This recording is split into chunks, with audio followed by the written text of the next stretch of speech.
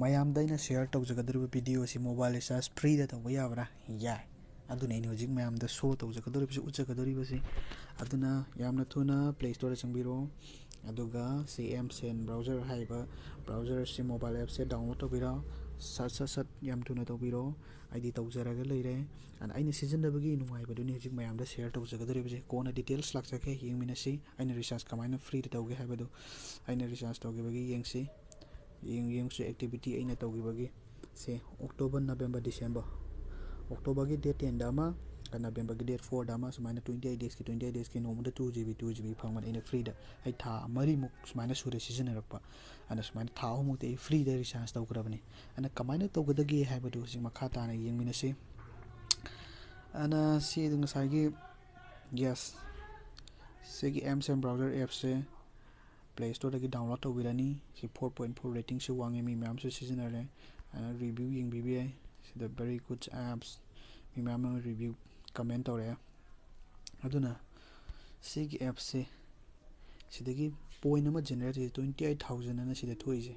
28,232꯫ ꯁꯤꯒꯤ ꯄꯣꯏꯟꯠꯁꯦ ꯖꯦꯅꯦꯔꯦꯠ ꯇꯧꯔꯛꯄꯒꯤ ꯃꯇꯨꯡ ꯏꯟꯅ ꯁꯣꯝꯒꯤ ꯔꯤꯆꯥꯔꯖꯇꯣ ꯐ꯭ꯔꯤꯗ ꯀꯥꯞꯀꯗꯧꯔꯤꯕꯅꯦꯕ꯫ ꯑꯗꯨꯅ ꯁꯤ ꯄꯣꯏꯟꯠꯁꯦ ꯀꯃꯥꯏꯅ ꯖꯦꯅꯦꯔꯦꯠ ꯇꯧꯒꯗꯣꯏꯅꯣ ꯍꯥꯏꯕꯗꯨ 2 ꯋꯦ ꯑꯅꯤ ꯂꯩ, ꯂꯝꯕꯤ ꯑꯅꯤ, ꯋꯦ ꯑꯅꯤ꯫ ꯑꯍꯥꯟꯕ ꯋꯦꯗ ꯁꯤꯗ ꯃꯤ ꯃꯀꯣꯛ ꯑꯃ ꯌꯦꯛꯑꯒ ꯄ꯭ꯂꯁ ꯑꯔꯟ 40 ꯄꯣꯏꯟꯠ ꯍꯥꯏꯁꯦ, ꯁꯤꯁꯤꯅ ꯀꯝꯗꯧꯒꯗꯒꯦ ꯍꯥꯏꯕ ꯃꯇꯝꯗ ꯁꯤꯗ ꯅꯝꯕꯤꯔꯅꯤꯀꯣ꯫ ꯑꯗꯨꯒ ꯁꯤꯁꯤꯅ ꯐ꯭ꯔꯦꯟꯁꯤꯡꯗ ꯁꯦꯌꯔ ꯇꯧꯒꯗꯣꯏꯅꯦꯕ꯫ ꯐ꯭ꯔꯦꯟꯁꯤꯡ ꯁꯦꯌꯔ ꯇꯧꯕ ꯃꯇꯝꯗ ꯁꯣꯝꯁꯦ 40,000 ꯄꯣꯏꯟꯠ ꯐꯪꯒꯗꯣꯏꯅꯦꯕ꯫ ꯑꯗꯨꯒ ꯐ꯭ꯔꯦꯟꯁꯤꯡꯗ ꯁꯦꯌꯔ ꯇꯧꯈ꯭ꯔꯦ, ꯐ꯭ꯔꯦꯟꯁꯤꯡꯗ ꯁꯦꯌర్ ꯇꯧꯔꯤꯕ ꯂꯤꯡꯛꯇꯣ ꯑꯗꯨꯒꯤ ꯊ꯭ꯔꯨꯗ ꯃꯣꯏꯅ ꯄ꯭ꯂꯦ ꯁ꯭ꯇꯣꯔꯗꯒꯤ ꯗꯥꯎꯟꯂꯣꯗ ꯇꯧꯔꯦꯕ ꯁꯤꯒꯤ ꯑꯦꯞꯁꯦ꯫ ꯑꯗꯨꯒ ꯃꯣꯏꯅ ꯅꯨꯃꯤꯠ 5ꯅꯤ ꯁꯤꯖꯤꯟꯅꯔꯕ, ꯍꯦꯛ ꯈꯨꯠ ꯗꯥꯎꯟꯂꯣꯗ ꯇꯧꯔꯒ ꯐꯠ ꯂꯥꯎꯅ ꯂꯧꯊꯣꯛꯈ꯭ꯔꯗꯤ ꯁꯣꯝꯗ ꯀꯥꯟꯅꯕ ꯀꯔꯤꯝ ꯐꯪꯉꯣꯏ꯫ ꯃꯣꯏꯅ ꯅꯨꯃꯤꯠ 5ꯅꯤ ꯑꯗꯨꯝ ꯑꯟꯏꯟꯁꯇꯣꯜ ꯇꯧꯗꯕꯤꯗ ꯊꯝꯕ ꯇꯥꯔꯕ, ꯃꯣꯏꯁꯦ ꯑꯗꯨꯝ ꯁꯤꯖꯤꯟꯅ ꯇꯥꯔꯕ꯫ ꯑꯗꯨ ꯑꯣꯏꯇꯥꯔꯗꯤ ꯁꯣꯝꯗ 40,000 ꯄꯣꯏꯟꯠ ꯂꯥꯛꯀꯅꯤ꯫ ꯑꯗꯨ ꯃꯤ 4-5 ꯑꯃ ꯁꯠ ꯇꯧꯈꯤ ꯇꯥꯔꯒꯗꯤ ꯂꯥꯛ ꯑꯃ, ꯂꯥꯛ 2 ꯁꯠ ꯌꯧꯔꯅꯤ꯫ ꯑꯗꯨꯗꯤ ꯈꯨꯗꯛꯇ ꯑꯗꯨꯝ ꯁꯣꯝꯁꯦ ꯐ꯭ꯔꯤꯗ ꯔꯤꯆꯥꯔꯖ ꯇꯧꯕ ꯌꯥꯕꯒꯤ ꯈꯨꯗꯣꯡꯆꯥꯕꯗꯣ ꯐꯪꯉꯅꯦꯕ꯫ ꯁꯤꯅ ꯂꯝꯕꯤ ꯑꯃ ꯂꯩꯔꯦ, ꯁꯨꯃꯥꯏꯅ ꯁꯦꯌꯔ ꯇꯛ ꯇꯧꯊꯣꯛꯈꯤꯕ ꯍꯥꯏꯇꯥꯔꯦ꯫ ꯁꯤ ꯏꯟꯁꯇꯥꯗ ꯑꯣꯏꯒꯦꯔꯥ, ꯐꯦꯁꯕꯨꯛꯇ ꯑꯣꯏꯒꯦꯔꯥ, ꯃꯦꯁꯦꯖꯇ ꯑꯣꯏꯒꯦꯔꯥ, ꯋꯥꯆꯦꯞꯇ ꯑꯣꯏꯒꯦꯔꯥ, ꯁꯤꯃ ꯂꯣꯏ ꯇꯧꯕ ꯌꯥꯔꯦ꯫ ꯑꯗꯒꯤ ꯑꯇꯣꯞꯄ ꯋꯦ ꯑꯃ ꯂꯩ ꯁꯣꯝꯗ, ꯁꯦꯀꯦꯟ ꯋꯦ ꯍꯥꯏꯇꯥꯔꯦ꯫ ꯁꯦꯀꯦꯟ ꯋꯦꯁꯤꯅ ꯍꯥꯏꯔꯤꯕ ꯃꯊꯛꯀꯤ ꯄꯣꯏꯟꯠꯁꯦ ꯀꯃꯥꯏꯅ ꯖꯦꯅꯦꯔꯦꯠ ꯇꯧꯔꯛꯀꯗꯣꯏꯅꯣ ꯍꯥꯏꯔꯀꯥꯟꯗ ꯍꯥꯏꯔꯤꯕꯁꯤꯗ ꯐꯦꯁꯕꯨꯛ, ꯌꯨꯇ꯭ꯌꯨꯕ, ꯊꯣꯛꯏꯕ ꯁꯣꯀ꯭ꯂꯨ, ꯁꯤ ꯍꯥꯏꯔꯤꯕ ꯃꯌꯥꯝꯁꯦ ꯁꯤꯗꯒꯤ ꯂꯣꯏꯅ ꯁꯤꯖꯤꯟꯅꯔꯀꯥꯟꯗ ꯔꯤꯆꯥꯔꯖ ꯄꯣꯏꯟꯠꯁꯦ ꯍꯦꯟꯒꯠꯂꯛꯀꯗꯣꯏꯅꯦꯕ꯫ ꯑꯗꯨꯅ ꯐꯦꯁꯕꯨꯛ ꯌꯥꯝ ꯑꯗꯨꯝ ꯗꯔꯀꯥꯔ ꯂꯩꯕ ꯍꯥꯏꯇꯥꯔꯦ, ꯑꯗꯨꯝ ꯄꯥꯏꯖꯕ ꯗꯔꯀꯥꯔ ꯂꯩꯕ ꯃꯤ, ꯌꯨꯇ꯭ꯌꯨꯕꯇ ꯌꯥꯝ ꯗꯔꯀꯥꯔ ꯂꯩꯖꯕ ꯃꯤ ꯃꯌꯥꯝ ꯑꯃ ꯂꯩ꯫ ꯑꯗꯨꯝ ꯉꯁꯥꯏ ꯑꯁꯣꯝ ꯅꯥꯀꯟꯗ ꯃꯁꯥꯒꯤ ꯑꯦꯞꯁ ꯊꯣꯛꯆꯕꯗꯨꯗꯤ ꯀꯩꯝ ꯀꯥꯟꯅꯕ ꯐꯪꯗꯦꯗꯅ꯫ ꯑꯗꯒꯤ ꯁꯤꯗꯒꯤ ꯁꯨꯝ ꯁꯤꯖꯤꯟꯅꯕꯤꯕ, ꯈꯔ ꯈꯥꯡꯕ ꯀꯟꯕ ꯍꯥꯏꯇꯥꯔꯦ, ꯑꯗꯨꯝ ꯗꯔꯀꯥꯔꯁꯨ ꯂꯩꯕ ꯄꯣꯠꯅꯤ꯫ ꯑꯗꯨ ꯁꯤꯗꯒꯤ ꯁꯨꯝ ꯁꯤꯖꯤꯟꯅꯕ ꯇꯝꯕꯤꯕ ꯍꯥꯏꯇꯥꯔꯦ, ꯁꯤꯒꯤ ꯕ꯭ꯔꯥꯎꯖꯔꯒꯤ ꯊ꯭ꯔꯨꯗꯒꯤ꯫ ꯑꯩꯗꯤ ꯑꯌꯥꯝꯕꯗ ꯌꯨꯇ꯭ꯌꯨꯕꯇ ꯑꯣꯗꯤꯑꯣ ꯌꯥꯝ ꯇꯥꯒꯜꯂꯤ꯫ ꯑꯣꯗꯤꯑꯣ ꯑꯩꯒꯤ ꯄꯥꯝꯖꯕ ꯑꯣꯗꯤꯑꯣ ꯈꯔ ꯂꯩ꯫ ꯑꯣꯗꯤꯑꯣ ꯇꯥꯕꯗ ꯑꯗꯨꯝ ꯆꯠꯂꯁꯨ ꯑꯗꯨꯝ ꯍꯦꯟꯁ ꯐ꯭ꯔꯤ ꯊꯤꯟꯖꯤꯜ ꯇꯥꯔꯦ, ꯑꯗꯨꯝ ꯑꯣꯇꯣꯃꯦꯇꯤꯀꯦꯂꯤ ꯃꯇꯣꯝꯗꯁꯨ ꯑꯗꯨꯝ ꯐꯪꯖꯔꯦꯀꯣ ꯄꯣꯏꯟꯠꯁꯦ꯫ ꯑꯗ ꯁꯤ ꯀꯃꯥꯏꯅ ꯄꯣꯏꯟꯠꯁꯨ ꯍꯦꯟꯒꯠꯂꯛꯀꯦ ꯍꯥꯏꯕꯗꯨ ꯌꯦꯡꯁꯤ꯫ ꯁꯤ 232 ꯂꯩꯔꯦꯀꯣ ꯁꯦ, ꯍꯧꯖꯤꯛ ꯌꯦꯡꯁꯦꯕ꯫ ꯁꯤ ꯁꯣꯀ꯭ꯂꯨꯗ ꯍꯦꯛꯇ ꯆꯪꯁꯤꯜꯂꯁꯤ꯫ ꯁꯣꯀ꯭ꯂꯨꯗ ꯆꯪꯁꯤꯜꯂꯁꯤ, ꯀꯃꯥꯏꯅ ꯄꯣꯏꯟꯠ ꯍꯦꯟꯒꯠꯂꯛꯀꯦ ꯑꯗꯨꯅꯤ ꯑꯩꯅ ꯃꯌꯥꯝꯗ ꯁꯦꯌꯔ ꯇꯧꯅꯤꯡꯉꯤꯁꯦ꯫ ꯁꯨꯃꯥꯏꯅ ꯁꯨꯝ ꯇꯧꯕ ꯍꯥꯏꯇꯥꯔꯦ꯫ ꯁꯤꯕꯨꯗꯤ ꯑꯩꯅ ꯁꯨꯝ ꯃꯌꯥꯝꯗ ꯀꯃꯥꯏꯅ ꯄꯣꯏꯟꯠꯗꯣ ꯑꯔꯟ ꯇꯧꯒꯗꯒꯦ, ꯀꯃꯥꯏꯅ ꯖꯦꯅꯦꯔꯦꯠ ꯇꯧꯒꯗꯒꯦ ꯑꯗꯨꯅꯤ ꯑꯩꯅ ꯁꯨꯝ ꯎꯠꯆꯔꯤꯁꯦ꯫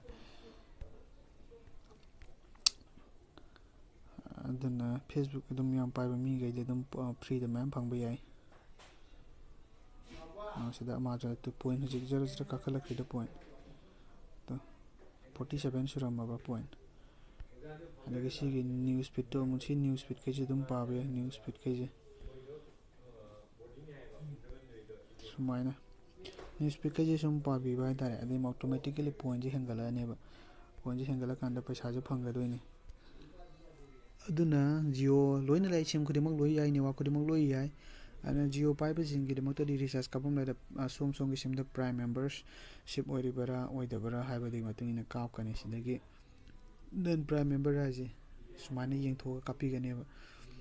ꯑꯗꯨꯅ ꯁꯤꯗ ꯕ꯭ꯂꯨ ꯃꯆꯨ ꯑꯃ ꯑꯣꯏꯁꯦ, ꯁꯤ ꯕ꯭ꯂꯨ ꯃꯆꯨ ꯗꯛ ꯁꯨꯝ ꯋꯥꯡꯈꯠꯂꯛꯈꯤꯅꯦꯕ꯫ ꯑꯍꯥꯟꯕꯗ ꯑꯩꯈꯣꯏꯅ ꯄꯥꯏꯕꯗꯗꯤ 10%